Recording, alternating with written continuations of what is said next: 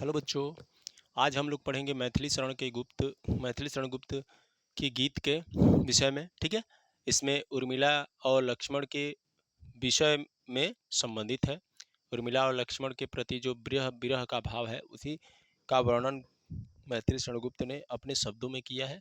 चलिए आइए उसको जानते हैं। सटीक इसको केवल अर्थ समझते हैं और जानते हैं। ठीक है, संगीतमय करने पर थोड़ा ज़्यादा समय लग जाएगा, इससे अच्छा है कि इसको पढ़ते जाए और समझते जाए। ठीक है बाबू, देखिए कह रहे कि निरख निरख कह रहा है ना। निरख निरख माने देख होता है।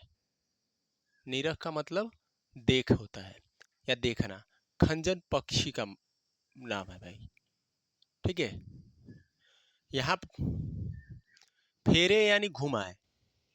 फेरे का मतलब घुमाए। उन मेरे रंजन, रंजन यानी कौन, किसकी बात कर रहा है? लक्ष्मण की बात कर रहा है। ठीक है, लक्ष्मण की बात कर रहा है। नयन ये नेत्र होता है, ये तो आप लोग जानते ही हैं, आंख या नेत्र कह लें। ठीक है, इधर मन भाए, फैला, चारों तरफ प्रसारित हो गया। ठीक है, तन मतलब होता है शरीर। आतप का मतलब होता है प्रकाश, धूप। ठीक है, गर्मी भी कह सकते हैं। सर मतलब होता है तालाब। सरसराय, सरसराय यानी स्निग्धता, बेचैन हो जाएगा। स्निग्धता या बेचैनी। ठीक है, चलिए आइए जानते हैं। कह रहा है कि यहाँ पर उर्मिला जी अपनी सखी से कहती हैं, हे सखी देखो, अब खंजन पक्षी भी आ गए। देखो अब पक्षी भी आ गए। हे सखी देखो, अब पक्षी भी आ गए। लग रहा है, मानो ऐसा प्रतीत हो रहा है मेरे अंदर, मेरे मन के अंदर। उर्मिला जी कहती हैं कि मेरे मन के अंदर यह प्रतीत हो रहा है कि जैसे लक्ष्मण ही वन से घूम आए हो। लक्ष्मण ही वन से क्या कर लिए हो? घूम आए हो। और उनके तन का, उनके शरीर की गर्मी चारों तरफ फैल गई है। ठीक है, उनके शरीर की गर्मी चारों तरफ, शरीर का प्रकाश, पसीने से शरीर का प्रकाश चारों तरफ क्या हो गया है? फैल गया है। और मन रूपी तालाब, मन रूपी तालाब स्निग्ध हो गए हैं। मन रूपी तालाब स्निग्ध हो गए हैं। यही उर्मिला जी अपने सखी से कहती हैं। अब देखिए, घूमे घूमे इस ओर, वहां हंस यहाँ उड़ छाए। कह रही हैं उर्मिला जी अपनी सखी से कहती है, सखी मानो ऐसा प्रतीत हो रहा है कि जिस प्रकार से हमारे आसपास, जिस प्रकार से हमारे आसपास जो ये हंस पक्षी उड़ रहे हैं, मानो ऐसा प्रतीत हो रहा है कि लक्ष्मण वहां से मेरे पास चले आए हैं। ठीक है, मानो ऐसा प्रतीत हो रहा है कि लक्ष्मण वहां से मेरे पास चले आए हैं। ठीक है, अब देखिए, करके ध्यान आज, करके वो मुझे आज याद करके, करके ध्यान आज, जन मतलब लोग होता है, या यहाँ पर उर्मिला जी की बात कह रही हैं, उर्मिला जी अपनी बात कर रही हैं कि लग रहा है कि आज मुझे लक्ष्मण, या आज मुझे मेरे स्वामी निश्चय ही याद करके मुस्कुरा रहे होंगे, प्रसन्नचित हो रहे होंगे, उनकी चेहरे पर लालिमा छाई होगी। ठीक है, प्रसन्नता की वजह से। ठीक है बाबू, अब देखो, फूल उठे हैं, फूल उठे हैं कमल। अब तो कमल भी क्या हो गए हैं? खिल गए हैं। अब तो कमल भी क्या हो गए हैं? खिल गए हैं। अधर, अधर माने होठ, होठ पर बंदूक मतलब होता है लाल रंग का फूल। ठीक है बाबू, बंदूक का मतलब होता है लाल रंग का फूल। सुहाए यानी सुंदर लग रहे हैं। सुहाए का मतलब होता है सुंदर लगना। तो कह रहा है कि अब तो होठ, अब तो कमल भी खिल उठे हैं, और होठों पर लाल रंग का फूल, और होठों पर लाल रंग का फूल सुंदर लग रहे हैं, और होठों पर लाल रंग का फूल सुंदर लग रहे हैं। आया, चलिए आगे देखिए। स्वागत स्वागत शरद, भाग्य से मैंने दर्शन पाए। हे शरद ऋतु, तुम्हारी स्वागत है। हे शरद ऋतु, तुम्हारी स्वागत है कि तुम्हारे ही वजह से मैंने अपने स्वामी का दर्शन पा लिया। उर्मिला जी शरद ऋतु से कहती हैं कि हे शरद ऋतु, तुम्हारा बहुत बहुत धन्यवाद, तुम्हारा बहुत बहुत धन्यवाद। तुम्हारे ही इस रीति के वजह से मैंने अपने स्वामी का दर्शन पा लिया है। ठीक है, अब देखो, नभने मोती वारे, लो ये अश्रु अर्घ भर ले आए। देखो, नभ माने होता है आकाश। कह रहा है कि आकाश रूपी ओस की बूंदे अश्रु अश्रु रूपी अर्घ, अश्रु रूपी जल के समान प्रतीत हो रहा है। या ऐसे कहेंगे कि आकाश रूपी मोती चारों तरफ बिखेर गए हैं, फैल गए हैं। आकाश रूपी मोतियां भी चारों तरफ फैल गई हैं और अश्रु रूपी अर्घ, अश्रु रूपी जल आंखों में भर आया है। अश्रु रूपी जल आंखों में भर आया है। ठीक है, देखो अब आगे देखो, शिशिर न फिरी गिरी वन में, जितना मांगे पतझड़ दूंगी इस निज नंदन में। कितना कंपन तुझे चाहिए ले मेरे इस तन में, सखी कह रही पांडुरता क्या क्या अभाव, अभाव आनन में। आनन माने होता है मुख। ठीक है बाबू, क्या कह रहा है, अब देखो, शिशिर मतलब यहाँ शीत ऋतु की बात कर रही है। शीत यानी सर्दी की बात कर रही है। न मतलब न जाए, न मतलब न जाए, फिर ही गिरी, हे शीत ऋतु तू, हे शरद ऋतु तू पहाड़ों में न जा। हे शरद ऋतु तू पहाड़ों में न जा, जंगलों में न जा। तू जितना पतझड़ मांगेगी, तू मुझसे जितना पतझड़ मांगेगी उतना मैं तुझे प्रदान कर दूंगी। इसलिए तू क्या कर, वन में न जा। शीत ऋतु आती है, शरद ऋतु जिसका नाम पतझड़ का समय आता है, वसंत ऋतु।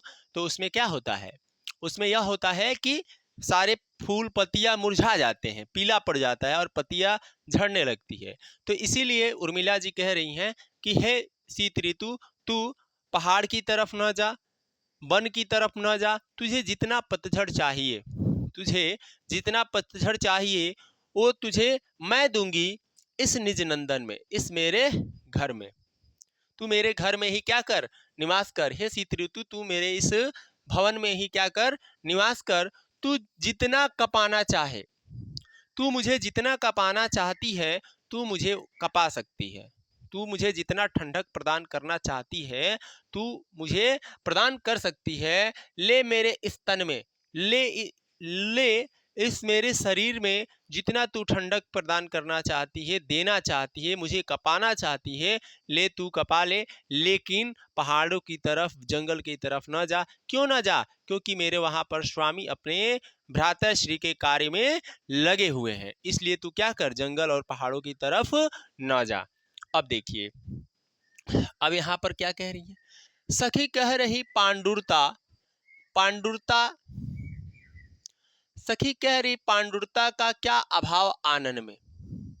ठीक है बाबू, पांडुरता यहाँ लक्ष्मण की बात कर रही हैं कि तुम्हारे मुख में इस तुम्हारे स्वामी का क्या अभाव है, तुम्हारे इस मुख में तुम्हारे स्वामी का क्या अभाव है। ठीक है, वीर जमादे नयन में, वीर जमादे नयन में, यदि तू मानस भाजन में। कह रही हैं कि हे शीत ऋतु तू इतनी मुझे ठंडक प्रदान कर, इतनी मुझे ठंडक प्रदान कर कि मेरी आंखों में अश्रु रूपी जल ही जम जाए, मेरे आंखों में क्या हो जाए, जम जाए। और कह रही कि तू मानस भाजन में, तू मुझे जितना कपाना चाहे कपा ले। तो मोती सा मैं अकिंचन करूं, अकिंचन रखूं उसको मन में। कह रही हैं तो मैं मोतियों के समान, मैं मोतियों के समान अकिंचन रखूं अपने मन में।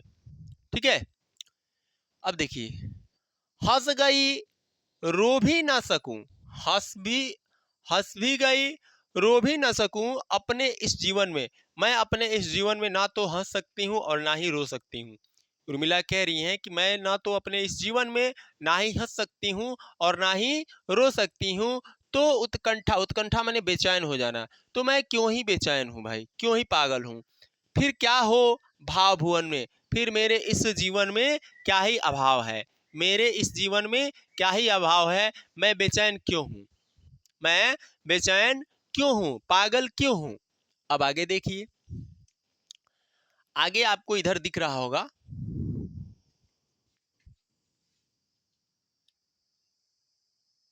थोड़ा सा एक बार और देख लीजिए, यहाँ पे क्या कह रहा है, कह रहा है कि जितना मांगे तू, शुरू से देख लीजिए, शिशिर न फिरी गिरी वन में, जितना मांगे पतझड़ दूंगी मैं इस निज नंदन में।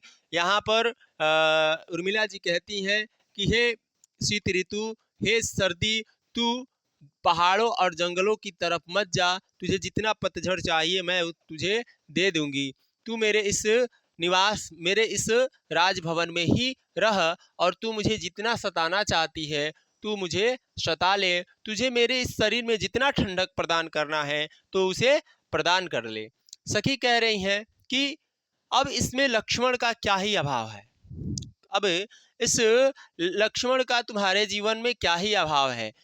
तो यहाँ पर उर्मिला जी कहती हैं कि हे शीत ऋतु, तू मेरे आँखों में, तू मेरे आँखों में क्या कर दे, इतना इतना ठंडक प्रदान कर दे, इतना ठंडक ठंडक प्रदान कर दे, इस नीर मतलब होता है जल, इतना आंखों अश्रु रूपी जल में इतना ठंडक प्रदान कर दे कि क्या करे जाए, वो जम जाए, ठीक है, जम जाए। और कह रही कि तो मोती सा मैं अकिंचन रखूं उसको मन में, तो मैं मोती के समान ही उसे क्या कर लूंगी, समेट लूंगी अपने मन में, तो मोती के समान ही मैं क्या कर लूंगी, उसको अपने मन में ही समेट लूंगी। ना ही तो मैं अपने इस जीवन में हंस सकती हूँ और ना ही रो सकती हूँ, मैं अपने इस जीवन में ना ही हंस सकती हूँ और ना ही रो सकती हूँ, तो क्यों मैं बेचैन रहूं, तो मैं क्यों उनके याद में तड़पती रहूं, फिर क्या हुआ भाव भुवन में, तो फिर मेरे इस जीवन का क्या ही अभाव है, तो फिर मेरे इस जीवन का क्या ही अभाव है। देखिए, मुझे फूल मत मारो, मैं अबला बाला वियोगिनी, कुछ न कुछ तो दया विचारो। ठीक है बाबू, कहा गया होकर मधु हो, सॉरी सॉरी, क्या कह रहा है कि मैं अबला बाला वियोगिनी, कुछ तो दया विचारो, होकर मधु के नीत मदन में पट तुम कटु गरल नगारो, नहीं भोगनी है ये मैं कोई जो तुम जाल पसारो। और कह रहा है कि बल हो तो सिंदूर यह यह, हर नेत्र निहारो, रूप दर्प कंदर्प तुम्हें तो मेरे पति परवारो, लो यह मेरी चरण धुली उस रति के सिर पर धारो। यहाँ पर उर्मिला जी यहाँ पर कामदेव की बात करती हैं, कामदेव जब उनको सताने लगते हैं, ऐसी ऐसी प्रवृत्तियां देने लगते हैं, उनके मन में जो तपस्या रहती है वो भंग होने लगती है पति के प्रति, तो वह कामदेव से यह कहती हैं कि हे कामदेव, जिस प्रकार से भगवान शंकर की तपस्या भंग करने पर भगवान ने अपनी तीसरी नेत्रों को खोल करके तुम्हें भस्म कर दिया था, तो ठीक उसी प्रकार से मेरा भी यह सिंदूर उनके तीसरी नेत्र की बराबर है, अगर तुम इसके समक्ष आओगे तो तुम भी जल करके भस्म हो जाओगे। इसी बात को यहाँ पर बताई हैं। चलिए आइए जानते हैं, मुझे फूल मत मारो, यहाँ पर कह रही हैं उर्मिला जी, कहती हैं किससे कहती हैं, कामदेव से कहती हैं कि हे कामदेव, मुझ पर ये प्रेम रूपी फूलों की वर्षा ना करो, हे कामदेव मुझ पर इस प्रेम रूपी फूलों की वर्षा न करो, मैं अबला बाला वियोगिनी, कुछ तो दया विचारो, मैं तो एक अबला स्त्री हूँ, कुछ तो मेरे पर दया करो, कुछ तो कृपा करो। ठीक है, उर्मिला जी कहती हैं कि मैं तो अबला स्त्री हूँ, मैं तो कमजोर स्त्री हूँ, कृपया थोड़ा तो मेरे पे दया करो, थोड़ा तो मेरे पे दया करो। होकर मधु के मीत मदन पटु तम कटु गरल नगारो, कह रही कि होकर तुम मधु मधु के समान, मधु के समान मदन होकर, मस्त होकर, मैं जानती हूँ कि तुम चतुर हो, तुम कड़वे हो, और इस गरल यानी विष नगारो, मेरे इस जीवन में जहर न घोलो, मेरे इस जीवन में अब जहर न घोलो, मुझे विकलता है तुम्हें विफलता है, ठहरो श्रम परिहारो। कह रही कि तुम्हारा यह प्रयास एक सती सावित्री स्त्री के लिए विफल है, तुम्हारा यह प्रयास सती सावित्री स्त्री के लिए, पतिव्रता स्त्री के लिए क्या है, विफल है। इसलिए तुम क्या कर लो कि आराम कर लो। श्रम माने मेहनत अब करना छोड़ दो, प्रयास करना छोड़ दो। इसलिए अब तुम क्या कर लो, अब आराम कर लो। देखो, नहीं भोगनी यह मैं कोई जो तुम जाल पसारो। मैं कोई भोग विलास करने वाली स्त्री नहीं हूं कि तुम मेरे ऊपर ऐसा जाल पसार रहे हो। इसे तुम अब छोड़ करके विश्राम कर लो। बल हो तो सिंदूर यह हर नेत्र निहारो। कह रहे कि तुम्हारे अंदर क्षमता है तो मेरे सिंदूर के समक्ष आ जाओ। मेरे सिंदूर, जो मैं सिंदूर करण की हूं, मेरे सिंदूर के सामने आ जाओ। जिस प्रकार से भगवान शंकर ने तुम्हें अपने तीसरे नेत्र से भंग किया था, भस्म किया था, ठीक उसी प्रकार से तुम भी इस सिंदूर के सामने भस्म हो जाओगे। देखो आगे, कह रहे कि दूर रूप दर्प कंदर्प तुम्हें तो मेरे पति वारो। कंदर्प में यानी लक्ष्मण की बात कर रहा है। तो उर्मिला जी कहती हैं कि हे कामदेव, तुम तो मेरे पति के समान भी नहीं हो, तुम मेरे पति के चरण की धूल के समान भी नहीं है। तुम्हें तो मेरे पति पर वारो, तुम मेरे पति के चरण की धूल के बराबर भी नहीं हो। ठीक है, लो यह मेरी चरण धूली उस रति के सिर धारो। रति मतलब होता है पत्नी। लो इस मेरी चरण धूल को, लो मेरी इस चरण धूल को अपनी पत्नी के जाकर माथे पर लगा देना, जिससे तुम्हारा जिससे उसका सुहाग बचा रहेगा। ठीक है, और तुम सुखी रहोगे। यही बात कहता है। अब आगे अंतिम पड़ाव में क्या कहता है, इसको देखा जाए। ठीक है, इसको देखिए आप लोग। कह रहा है कि यही आता इस मन में, क्या कह रहा है, यही आता इस मन में, छोड़ धाम जन जाकर मैं भी रहूं उसी वन में। प्रिय के व्रत में विघ्न न डालूं, विघ्न न डालूं। ठीक है, रहूं निकट भी दूर, व्यथा रहे पर साथ साथ ही समाधान भरपूर। हर्ष डुबा हो रोदन में, यही आता है इस मन में। यहाँ पर क्या कह रही हैं, यहाँ पर उर्मिला जी कहती हैं कि यही आता है अब मेरे इस मन में, अब मेरे इस मन में यही भाव आता है कि क्या करूं, मैं अपने इस राजमहल को, राजमहल का क्या कर दूं, त्याग कर दूं, छोड़ दूं। मैं अपने इस राजमहल को त्याग करके क्या करूं, वन में ही रहूं। मैं अपने इस राजमहल को त्याग करके क्या करूं भाई, वन में ही रहूं। प्रिय के व्रत में विघ्न डालूं, लेकिन मैं अपने स्वामी के व्रत में, भाई के प्रति स्नेह रूपी व्रत में बाधा न डालूं। मैं भाई के प्रति स्नेह रूपी व्रत में बाधा न डालूं। उनके पास रहूं पर उनसे दूर रहूं, पर उनके पास रहूं और पर उनसे क्या रहूं, दूर रहूं। व्याथा रहे थोड़ी सी दुखी रहूं, पर उनके क्या करूं, साथ साथ ही उनकी विपत्तियों का समाधान करते हुए उनके जीवन में रहूं। हर्ष डूबा हो रोदन में, भले ही मेरा उत्साह उत्कंठित हो चुका है, भले ही मेरा उत्साह उत्कंठित हो चुका है। यही आता है इस मन में, यही मेरे इस मन में यह विचार आता है। देखिए अब आगे कह रहे कि बीच बीच में उन्हें देख लूं मैं झुरमुट की ओट। झुरमुट मतलब होता है झाड़ी, झुरमुट की मतलब होता है झाड़ी। कह रहा है कि मैं बीच बीच में उनको देख लूं, झाड़ियों में छिप करके, मैं अनेक प्रकार की झाड़ियों में छिप करके उनको क्या कर लूं, देख लूं। और कह रहे कि जब वे निकल जाएं, जब वह वहां से चले जाएं, तब लेटूं उनके चरण धूलि में, तब उनके चरण धूलि में, जहां से वो गुजरे हैं उन्हीं के चरण धूलि में क्या करूं, लेट जाऊं, सो जाऊं। ठीक है बाबू, अब देखिए यहाँ पर देखिए कह रहे कि रहे रत वे निज साधन में, यही आता इस मन में। कहे कि रहे रत मैं अपने पति के साथ साथ ही रहूं, मैं अपने पति के साथ साथ ही रहूं। अब यही मेरे मन में इच्छा प्रकट होती है। उर्मिला कहती हैं कि अब मेरे मन में यही विचारधारा आ रही है कि मैं उनके साथ साथ ही रहूं, और मैं इसीलिए मेरे मन में यह विचार बार बार उमड़ रहा है, निकल आ रहा है। जाती जाती गाती गाती कह जाऊं यह बात, मैं जाते जाते यह बात कह रही हूँ कि धन के पीछे भले ही लोग हैं, जन यानी लोग, धन के पीछे भले ही लोग हैं, लेकिन जगति यानी संसार में उचित नहीं उत्पात। संसार में यह उत्पात, लड़ाई झगड़ा धन के पीछे नहीं होना चाहिए। यह जाते जाते उर्मिला जी संदेश देते हैं। क्यों कि पूरा राजभवन, पूरा वैभव, अन्न धन से परिपूर्ण, सोने चांदी मड़ियों से संपन्न थी, लेकिन फिर भी उनको क्या था क्या नहीं थे, उनके पास उनके पति नहीं थे। इस वजह से वह हमेशा क्या रहती थी, निराश रहती थी, दुखी रहती थी। और इसीलिए कह रही हैं कि प्रेम की जय हो जीवन में, जीवन में प्रेम की जय हो, यही मेरे आता है इस मन में, यही आता है मेरे इस मन में।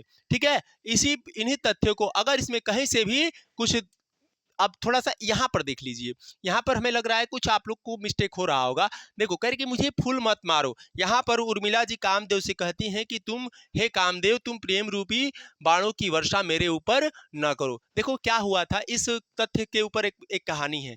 जब भगवान शिव शंकर पूजा कर रहे, तपस्या में लीन थे, तब कामदेव को भगवान विष्णु के से आदेश मिला था कि जाइए अपने कामदेव की काम वासना से उनकी तपस्या को भंग कर दीजिए, कि जिससे वह अपने कार्यों में लग जाए और पूरा सृष्टि का निर्माण हो।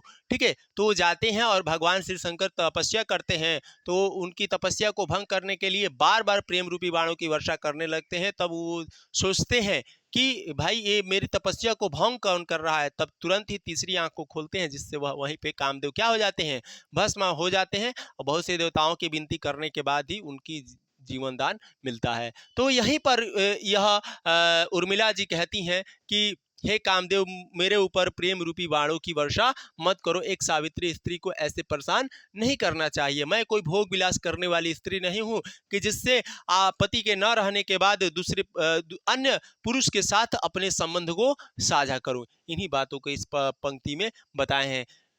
मुझे अच्छा लगा कि आप लोग इतने समय तक के लिए जुड़े रहे। ठीक है, तो मिलते हैं अगली क्लास में। ये आप लोग की क्लास बहुत ही अच्छी रही, और आप लोग हिंदुस्तान क्लासेस से जितना अधिक जुड़ेंगे उतना आपका लाभ होगा। ठीक है, चलिए मिलते हैं अगली क्लास में। ठीक है, तब तक के लिए जय हिंद, जय भारत, जय माँ भारती, जय हिंद।